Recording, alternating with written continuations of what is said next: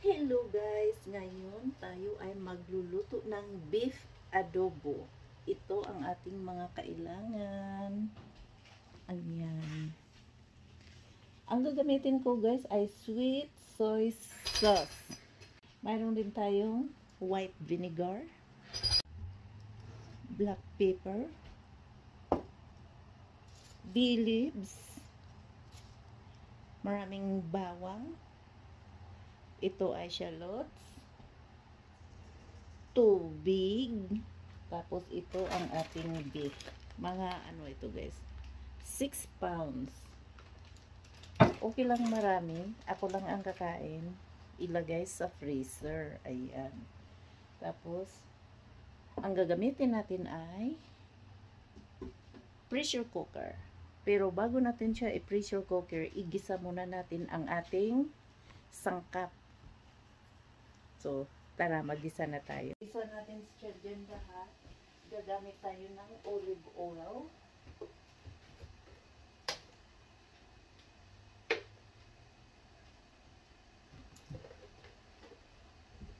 Painit lang natin ang ating mantika.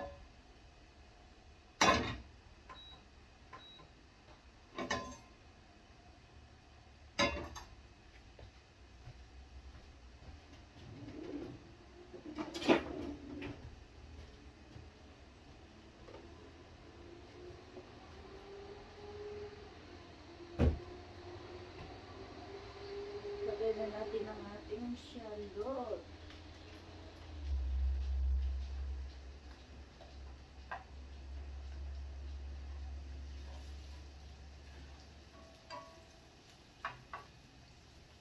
Tapos lagay na natin ang ating bawang.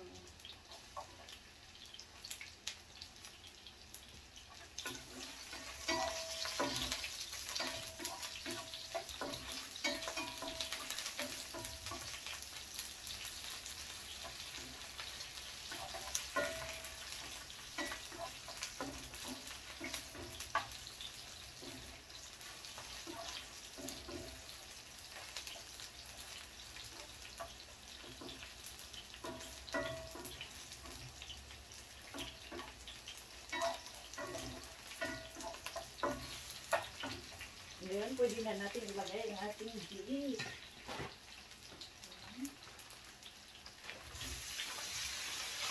So, ipatulang natin hanggang sa maging pagkulit ang ating beef. Yan.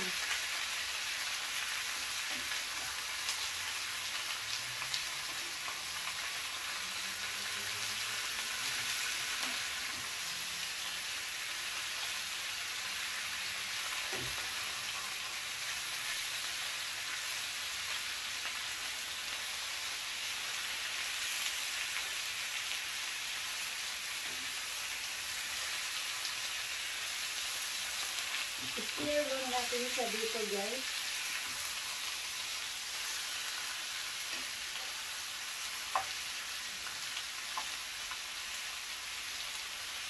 Hayaan natin siyang mag-stir.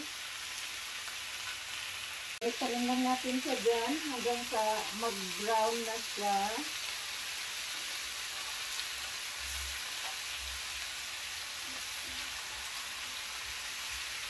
Hindi natin kailangan dito sa lutuin kasi gamitin nga natin ang ating pressure cooker. I-brown lang natin siya dito para mayroong flavor, diba? Ako kasi yung adobo ko na yung parang inano lang siya, nilaga sa toyo at suka. Ayoko yun. Kanya-kanya tayo ng diskarte kung anong gusto natin sa ating adobo. So ako, ito ang gusto ko sa ating adobo. Saka hindi ko inaano yung adobo ko. Yung karne ko, hindi ko siya binababad sa toyo at suka guys.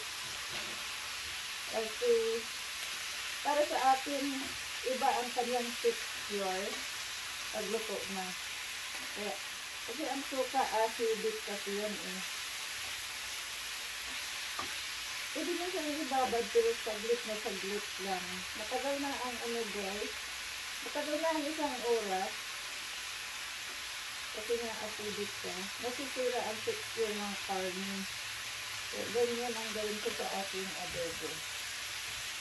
So, ayan, ano ko lang siya dyan, i-brown.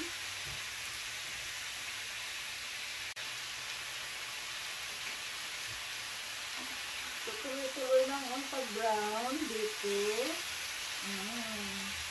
Sarap. Here, bilis na.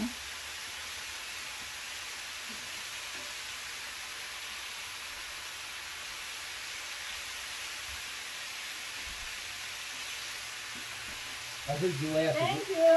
What? Oh, you're awesome, son?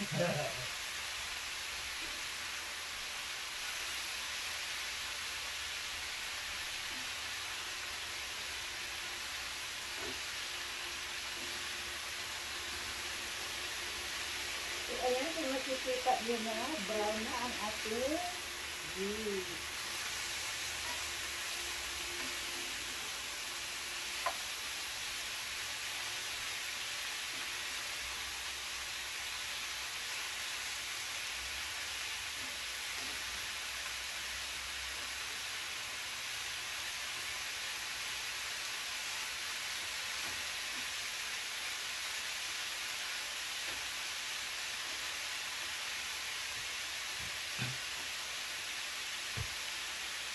Ayan, i-prep na natin ang ating pressure cooker.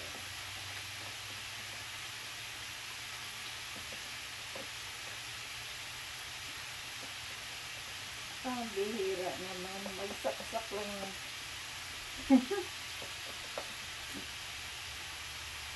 Ayan.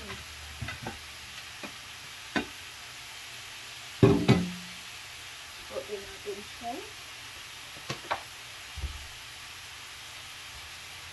So, ayan, nakasaksak na. Pwede na natin ilagay dyan ang ating beef.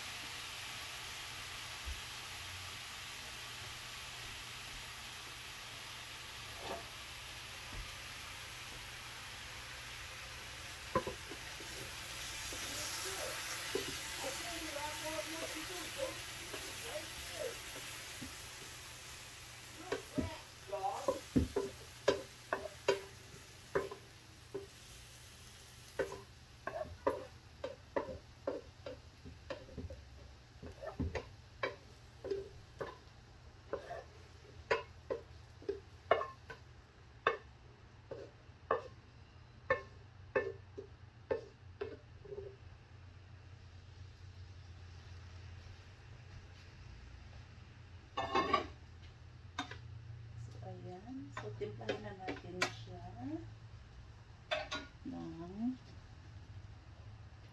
lagay na natin itong ating bay leaves, black pepper, marami, soy sauce, oops, akala pa open siya.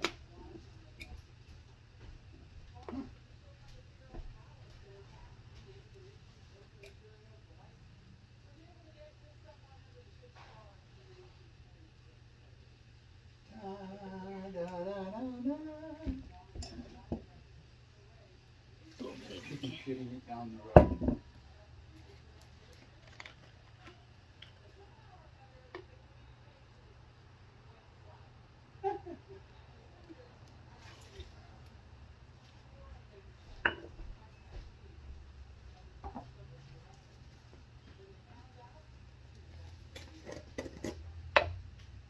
Tablespoon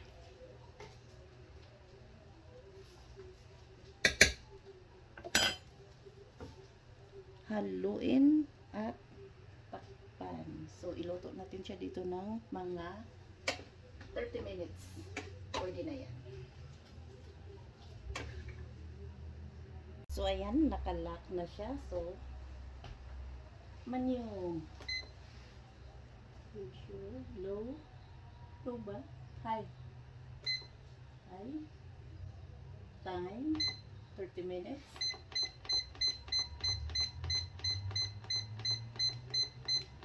pwede naman tayo magdagdag guys kung ang 30 minutes ay hindi pa malambot.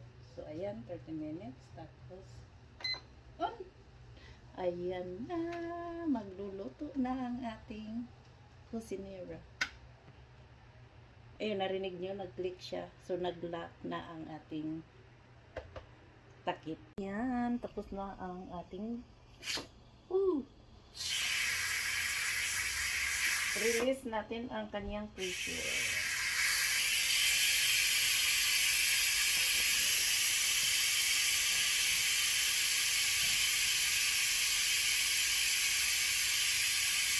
So, ayan ang modern pressure cooker ngayon guys. Hindi na kagaya noong panahon na pag nirelease mo ang pressure ay pinapatakbuhan ng cold water sa sink. Na-remember nyo yan?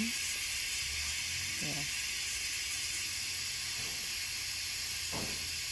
At saka hindi siya electric. Yung old fashion. So, ayan, dahan-dahan na siyang mag-release at once na na-release na ang pressure, pwede na natin siyang i-open. Mag-unlock na siya.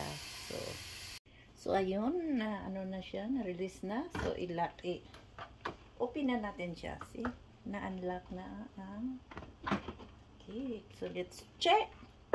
So, ayan na ang ating beef adobo, guys. Yummy! Yeah. Pwedeng-pwede na siya.